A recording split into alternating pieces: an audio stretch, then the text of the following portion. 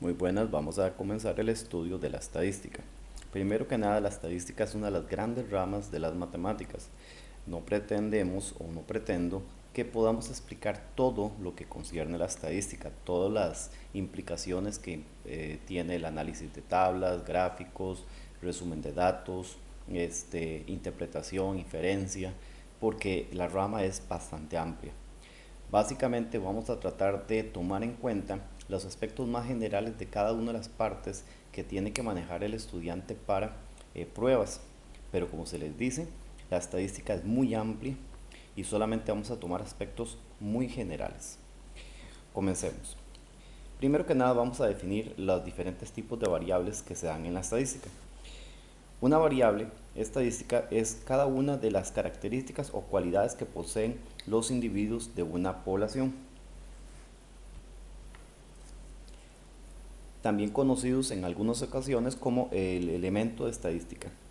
Entonces, son las cualidades o características. Hay de diferentes tipos. Vamos a comenzar primero con las variables cualitativas, que como el nombre indica, son cualidades. Se refieren a características o cualidades que no pueden ser medidas con números.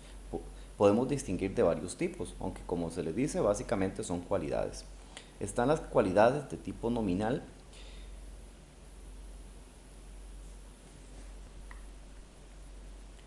Estas son las que no tienen carácter de orden, o sea, su forma no permite ordenarlas. Por ejemplo, el estado civil, soltero, casado, separado, divorciado, no hay una manera de ordenar este tipo de datos. También están las variables cualitativas ordinales o cuasi cuantitativas, que existe una manera de ordenarlas. Por ejemplo, la nota de un examen, suspenso, aprobado, notable, sobresaliente, que podemos ordenarlas de lo mejor hasta lo peor, si hay una manera de acomodarlas, como el orden también que se consigue en una prueba deportiva, primer lugar, segundo lugar, tercer lugar. Básicamente no son numéricas totalmente, siguen siendo una cualidad, pero sí hay una forma de ordenarlas, contrario a la nominal, que simplemente son características, como decir, por ejemplo, los colores. Los colores no tienen una manera de ordenarlas, simplemente son características. Las variables también son de tipo cuantitativa. Una variable cuantitativa es la que se expresa mediante un número. Por tanto, se pueden realizar operaciones aritméticas con ella. Podemos distinguir de dos tipos. Antes de hablar de los diferentes tipos de variables cuantitativas, básicamente este tipo de variable es cuando hablamos de una estadística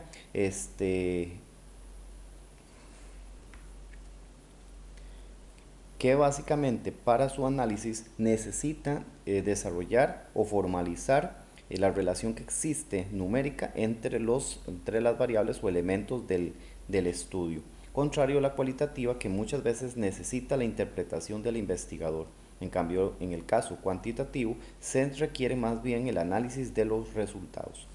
Bueno, una variable cuantitativa es la que se expresa mediante un número, como se les dijo, y pueden tener operaciones aritméticas en ellas. Está la variable discreta. Una variable discreta es aquella que toma valores aislados, es decir, no admite valores intermedios entre dos valores específicos. Por ejemplo, el número de hermanos. Tenemos 2, 1, 0, 1, 3 hermanos. No podemos tener 3,5 hermanos o 3,4 hermanos. Eso no se puede dar. Tenemos una cantidad entera de hermanos. O sea, no tenemos valores intermedios entre esas cantidades. La variable cuantitativa sí permite valores entre dos números, pero pongámoslo de una manera más sencilla.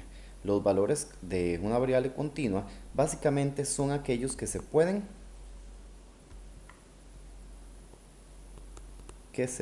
medir. O sea, aquellos que podemos medir, podemos catalogarlo como una variable continua. Por ejemplo, nosotros medimos el peso, la estatura, el tiempo con un reloj. Ese tipo de variables lo consideramos como una variable continua en ese caso. Aunque con respecto al tiempo, en ocasiones también depende del contexto, porque por ejemplo, si yo le pregunto a una persona cuál es su edad en años cumplidos, su edad va a ser 0 años, 1 año, 2 años, 3 años, etcétera. Ahí sería una variable discreta. Pero si le preguntamos cuál es su edad exacta, ahí sí podemos decir 10 años, 5 meses, 3 días. Ahí tendríamos que entrar en la categoría que se está midiendo. Entonces ahí sí hay que tener un poquito cuidado cuando la variable es de tiempo. hay que ver el contexto. Bueno, como les digo, son variables. La continua es aquella que se puede medir. Por ejemplo, la altura de 5 amigos. Perfectamente podíamos haber tenido resultados entre el 1,73 y el 1,75. Podía estar el 1,74 o incluso tener 3 decimales. Entonces, por eso se dice que estas son cantidades que nosotros consideramos como variable continua y son cantidades que nosotros normalmente necesitamos medir, porque la estatura tenemos que utilizar el metro para poderlo medir. Entonces, son las continuas las que podemos medir. ¿Ok? Por lo general, cuando obtenemos una lista de variables, sean cuantitativas o cualitativas, en ocasiones hacemos una numeración. Entonces, para eso necesitamos lo que se llama un intervalo de clases para ordenar nuestra información.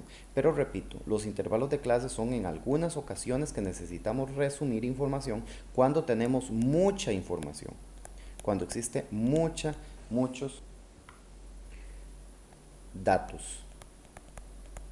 Cuando son pocos datos no es necesario recurrir a los intervalos de clases. Por ejemplo, observemos estas tablas. Esta tabla es el número de abdominales que hacen estudiantes en un grupo evaluado. 15 abdominales 2 personas, 16 abdominales 4, 17 5 y así sucesivamente para un total de 20 personas. En este tipo de tablas no vamos a requerir lo que se llama un intervalo de clases porque la cantidad de datos es muy pequeña. No es necesario. En este caso solamente recabamos la información para una expresión discreta de los datos. Este otro tipo de tabla tampoco necesita un intervalo de clase. ¿Por qué? Porque las características son cualidades. Responsabilidad, honestidad, respeto, buenas calificaciones, otro que representa características de los representantes del municipio escolar. En este caso notamos entonces que no vamos a requerir lo que se llama intervalos de clase. Repito, los intervalos de clase es generalmente cuando tenemos mucha información y necesitamos caracterizarla de una manera más compacta. Ahora bien, ¿qué es exactamente un intervalo de clase? Bueno, como les dije, no siempre se utilizan los intervalos de clases. Generalmente es cuando tenemos muchos datos, porque cuando son pocos datos hacemos tablas de este tipo, donde simplemente tomamos la característica, la variable cualitativa o la variable cuantitativa, en este caso discreta, y contabilizamos la cantidad de veces que se repitió ese dato. Por ejemplo, en esta tabla decía 15 abdominales, 2 personas. Eso es lo que conocemos como frecuencia. 16 abdominales, 4 personas. O sea, la frecuencia es la cantidad de personas que tuvieron 16 abdominales y así sucesivamente. Esto es una tabla de frecuencias que más adelante vamos a construir tablas de frecuencias aprovechando de una vez con con intervalos de clases. Pero básicamente la misma construcción. La frecuencia va a ser simplemente la cantidad de veces que se repite ese dato. La diferencia en que un intervalo de clase es que es un rango. Por ejemplo, si se hubiera dicho personas que hacen de 15 a, ¿qué les puedo decir? 17 abdominales. Entonces, este es el intervalo de clase y tenemos que contar a todas las personas que hacen 15, 16 sin incluir el 17 abdominales. O sea, tendríamos que incluir 2 más 4, 6 personas.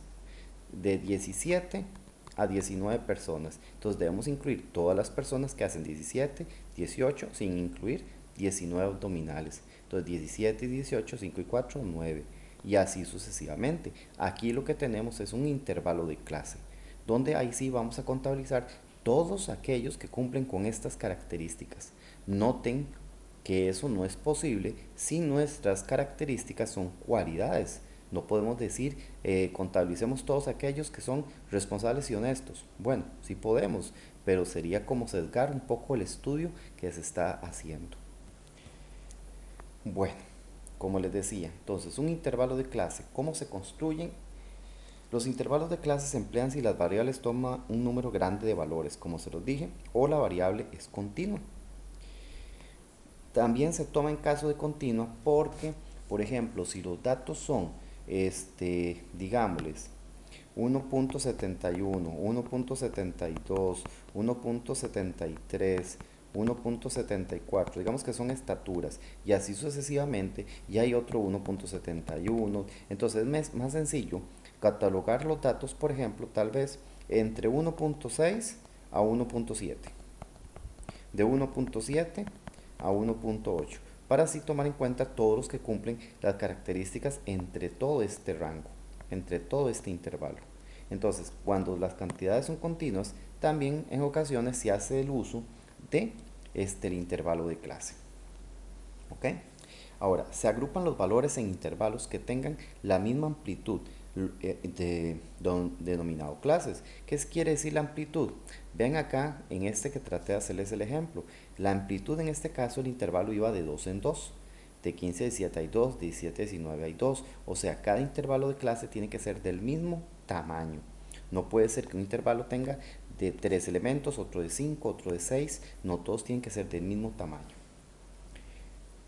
Y a cada clase se le asigna su frecuencia correspondiente. O sea, ¿cuál es la frecuencia? La cantidad de elementos que cumplen las características dentro de ese rango. Por ejemplo, cuando hablé de las abdominales, la frecuencia en ese caso es la cantidad de personas que cumplían, que hacían 15, 16 abdominales. Entonces los contabilizábamos. Eso va a ser nuestra frecuencia. Ahora bien, los intervalos de clases tienen un límite y una amplitud. Supongamos el siguiente ejemplo. Digamos que tenemos un intervalo de clase de 15 a 20, que ellos representen las edades de un grupo de personas en un barrio, puede ser, por poner un ejemplo. ¿Ok? El límite de clase en este caso sería el 15 y el 20. El 15 es lo que nosotros conocemos como el límite inferior. Y el 20 es lo que conocemos como límite superior. Los intervalos de clases tienen que ser mutuamente excluyentes. ¿Qué quiere decir que sean mutuamente excluyentes? Bueno, que un dato no puede contarse en dos intervalos. O sea, solamente puede estar en uno. Por ejemplo, si yo tengo el dato 16, solo se va a contar en el intervalo de 15 a 20. Si tengo el dato 15, se va a contar en el intervalo de 15 a 20. Si tengo el dato 19, se va a contabilizar en el intervalo de 15 a 20. Pero el dato 20, el límite superior, no corresponde, no se toma en cuenta. Se tomaría en cuenta en el siguiente intervalo de clase. Supongamos que el siguiente intervalo de clase era de 20 a 25. Entonces, ¿el 20 en cuál intervalo se toma? En ese caso, el 20 se tomaría en el intervalo de clase de 20 a 25. Un dato no puede tomarse en cuenta en dos intervalos. Entonces, el límite superior generalmente se va a considerar en términos matemáticos como la parte abierta del intervalo. ¿Ok? Entonces, ahora sí, como dije, entonces los límites de la clase, un intervalo clase tiene límite inferior y límite superior. Ahora, tiene una amplitud. La amplitud es la diferencia que existe entre el límite superior y el límite inferior de la clase. Por ejemplo, estos que acabo de poner, el límite, la amplitud sería de 5, porque 25 menos 20 o de 20 menos 15, eso da 5. Todos los intervalos de clase tienen que medir exactamente lo mismo. Los intervalos de clase también tienen algo que se llama marca de clase. La marca de clase generalmente es muy útil cuando necesitamos sacar promedios. Un promedio, un promedio para datos agrupados. Más adelante voy a explicar cómo se calcula el promedio de una serie de datos, sean o no sean agrupados. Pero para cuando tenemos intervalos de clases, para obtener el promedio o medianas o otras medidas, vamos a utilizar la marca de clase. Ok, ¿qué es la marca de clase? Es el punto medio de cada intervalo. O sea, es el valor que está exactamente entre el límite inferior y el límite superior. Por ejemplo, cuando hablamos del intervalo de clase de 20 a 25, ¿quién es la marca de clase? Lo que hacemos es tomar estos dos valores, el 20 y el 25, los sumamos y dividimos entre 2. Esto nos va a dar 22.5. Quiere decir que en este caso la marca de clase es 22,5. Eso es lo que nosotros conocemos como marca de clase. Ahora sí, vamos a construir una tabla con intervalos de clases para esta serie de datos. ¿Ok? Entonces, lo primero que vamos a hacer es, cuando tenemos nuestra serie de datos, tenemos que identificar quién es el mínimo y quién es el máximo de nuestros datos. En este caso, el mínimo era 3 y el máximo de todos nuestros datos es 48. Siempre tenemos que identificarlos porque ellos nos va a decir cuál es el rango de nuestra serie de datos. En este caso, el rango siempre se va a obtener por la diferencia que existe entre el máximo y el mínimo. También se le conoce como recorrido. Generalmente van a escucharlo con el término recorrido. El recorrido es toda la serie de valores, como el rango, por decirlo así, de cuánto tiene que caminarse desde el mínimo hasta el máximo. Entonces, del 3 al 48, ¿cuántas unidades hay que caminar? En este caso, cuando hacemos esa diferencia, 48 menos 3, hay 45 unidades de diferencia entre el valor mínimo al valor máximo. Eso es lo que nosotros vamos a conocer como el recorrido.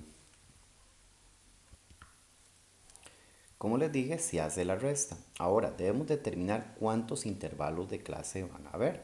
Ahora, generalmente existen fórmulas para obtener una mejor aproximación de cuántos intervalos de clase hay. Hay de diferentes tipos, como por ejemplo sacar la raíz cuadrada de la cantidad de datos que tenemos, por ejemplo, de nuestra lista, contar cuántos números tenemos y entonces sacar la raíz cuadrada de ese total. Eso nos puede indicar una aproximación de cuántos intervalos de clase. Otra, existe una fórmula Strauss que nos sirve para determinar la cantidad de intervalos de clase. O simplemente el investigador establece cuántos intervalos de clase quiere utilizar. En ocasiones a ustedes les dirán que vayan a hacer o que hagan una tabla con una cantidad específica de intervalos de clases. Para nuestro caso, vamos a decir que vamos a escoger que tenga 6 intervalos de clase. Generalmente se recomienda que sea de 6 a 15, aunque si son muy pocos datos, no se recomienda que tenga tantos intervalos de clase. O sea, si son pocos datos, entre menos intervalos de clase, mejor. Supongamos que vamos a escogerla entonces que sea de 6, que sea de 6, para 6 intervalos de clase. Pero como les dije, hay fórmulas incluso para determinar cuál es la cantidad de intervalos de clase más recomendable para nuestro estudio, pero en ocasiones también depende del investigador. Una vez que ya se sabe cuántos intervalos de clase va a tener, generalmente se le llama K. Entonces lo que vamos a hacer es realizar la división entre el recorrido o el rango y que en este caso fue 45, entre el número de intervalos de clase que tenemos. Entonces en este caso vamos a hacer la división de 45 dividido entre 6. Eso nos da 45 entre 6, nos resulta 7.5. Formalmente entonces nuestros intervalos de clase tendrían que ir construidos de la siguiente manera. Tendríamos que comenzar en el 3, que era el valor mínimo, y le sumamos este tamaño, que es 7.5. Entonces iría de 3 a 10.5. El siguiente intervalo de clase sería de 10.5 y le sumamos 7.5, o sea, hasta 18. Y así sucesivamente en su manera más formal. Pero en ocasiones no nos gusta trabajar con intervalos de clase donde nuestro tamaño de clase sea un número con decimales. Entonces, aproximadamente en ocasiones hacemos la escogencia del número entero superior, en este caso 8. Pero repito, de la manera más formal sería con los decimales, pero podemos hacer esta escogencia. Al hacerlo de esa manera, nuestro intervalo de clase quedaría de esta manera. Vamos a aumentar de 8 en 8, entonces de 3 más 8 daría 11. Ese sería el límite superior del primer intervalo de clase. El siguiente sería de 11 y le sumamos 8, o sea, a 19. Y así sucesivamente. Entonces vamos a construir la tabla y veamos cómo nos queda. La serie de datos que nos dieron tenemos que ordenarla. En ocasiones podemos hacer el conteo sin necesidad de ordenarla, pero se recomienda hacer el orden de nuestra tabla para poder hacer bien el conteo del intervalo de clase. Recordemos que nuestro intervalo de clase debemos iniciar con el valor mínimo, que en este caso era 3, y nuestro intervalo de clase resultó que iba a ser de tamaño 8. Entonces 3 y 8 serían 11. Vamos a completar y ahorita ordenamos la tabla. El siguiente intervalo de clase, bueno, esto sería cerrado y aquí abierto. El siguiente intervalo de clase sería de 11 y 8 más sería 19. Ok, ya terminamos de construir nuestra tabla con los intervalos de clase. Noten que entonces la amplitud de cada uno de los intervalos es de 8 en 8 y ya tenemos nuestros intervalos de clase. Recuérdense que nos había dado exactamente 7.5. Podíamos hacerlo con la parte decimal formalmente, pero por lo general muchas veces para no tener que manejar la parte decimal se escoge entonces el valor entero que seguía superior. Por eso es que escogimos que entonces la amplitud de nuestro intervalo de clase sea de 8. Entonces ven que va de 8 en 8 el tamaño de cada uno de ellos. Ahora sí, vamos a ordenar nuestra lista de valores para poder contabilizar la frecuencia. Aclaro, podemos hacer el conteo sin necesidad de ordenar, pero nos ayuda o facilita tener nuestra tabla ordenada, sobre todo nuestros valores ordenados, sobre todo si tenemos que obtener otras medidas estadísticas. Siempre favorece tenerlo ordenado. Entonces vamos a ordenarlo. Buscamos el menor, que en este caso fue 3, lo marcamos. El que seguía, que era 7, lo marcamos. 13 teníamos dos valores y así vamos hasta ordenar toda la tabla. Una vez que tenemos nuestros datos ordenados, ya podemos empezar a contabilizarlos en la tabla. Vamos a ver, iniciemos con la frecuencia. Ahorita calculamos la marca de clase. La frecuencia, datos entre 3 y 11, ¿cuántos tenemos? Recuerden que no incluimos el 11. 3 y 7, solo tenemos dos datos. Entonces ponemos 2 en la frecuencia. Ya terminamos esta primera parte. Datos entre 11 y 19. Entonces contamos 1, 2, 3, 4, 5, 6. Entonces tenemos 6 datos entre 11 y 19. Entre 19 y 27. Entonces tenemos 1, 2, 3, 4, 5, pero no se incluye 27. Entonces tenemos 5. Datos entre 27 y 35. Entonces tenemos 1, 2, 3, 4, 5, 6, 7, 8, 9, 10, 11, pero no incluimos el 35. Entonces tenemos 11. Datos entre 35 y 43. Tenemos 1, 2, 3, 4, 5, 6, 7, 8, 9, 10, 11, 12, pero no incluimos el 43. Tenemos 12. Y finalmente datos entre 43 y 51. Entonces tenemos 1, 2, 3, 4 datos. Aquí tenemos. En total eran 40 datos. Vamos a verificarlo. 40 datos, efectivamente. Ya tenemos nuestros datos. Los puntos de la columna equivocada. Vamos a corregirlo y ya ponemos el dato donde corresponde. Bien, ya lo pusimos donde correspondía en frecuencia. Ahora pongamos las marcas de clase. La marca de clase, recuerden que es el valor intermedio entre el límite inferior y superior. Por ejemplo, nuestro primer intervalo de clase sería entonces, sumamos 3 más 11 y lo que nos da lo dividimos entre 2. Eso nos da 7. Entonces nuestra primera marca de clase va a ser 7. Continuamos. La siguiente sería 11 más 19.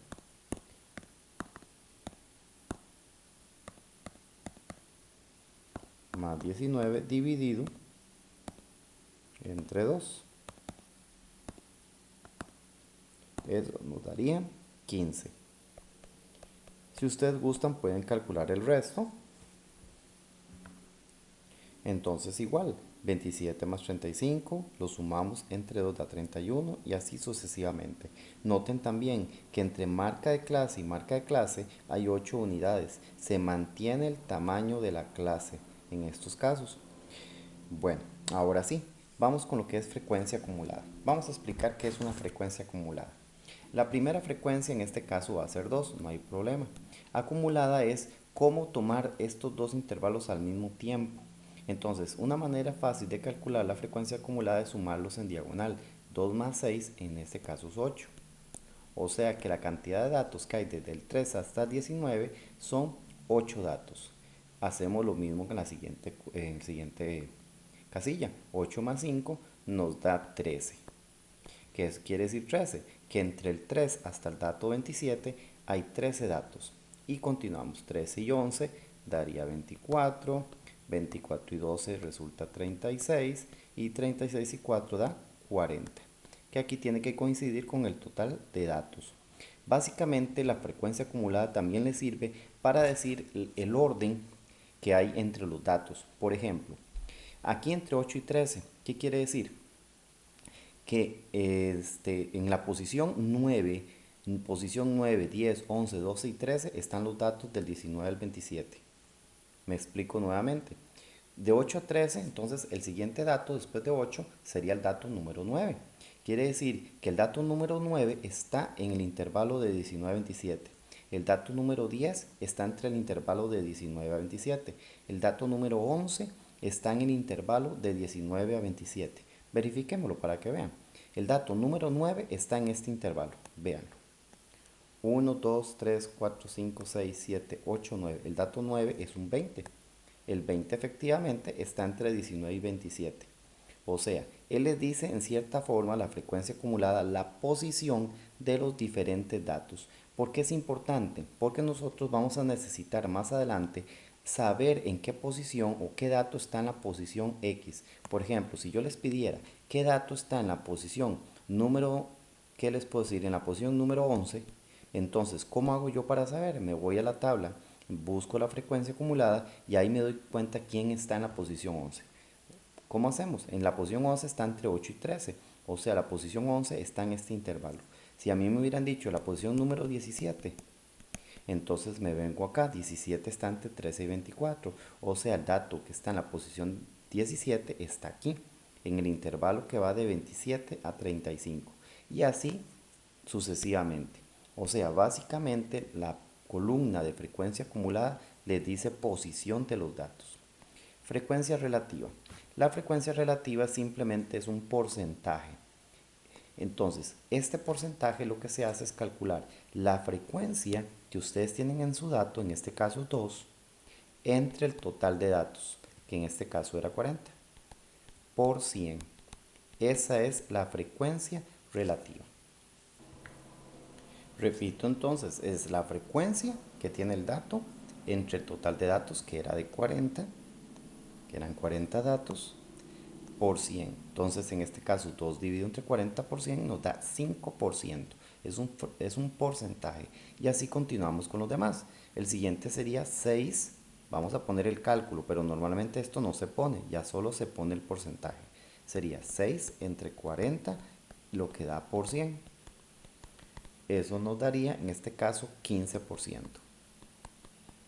Ahora sí, hagamos acá los cálculos en forma directa. Entonces sería 5 dividido entre 40 y lo que nos da por 100. Este nos da 12,5. Entonces aquí corresponde a un 12,5%. El que sigue, 11 dividido entre 40 por 100, nos resulta 27,5%. Y el último, si no me equivoco, no, faltan dos todavía, 12 dividido entre 40 por 100, 30%. Y finalmente el último, 4 dividido entre 40 por 100 nos resulta 10%. La suma de todos esos porcentajes tiene que dar 100%. O sea, si sumamos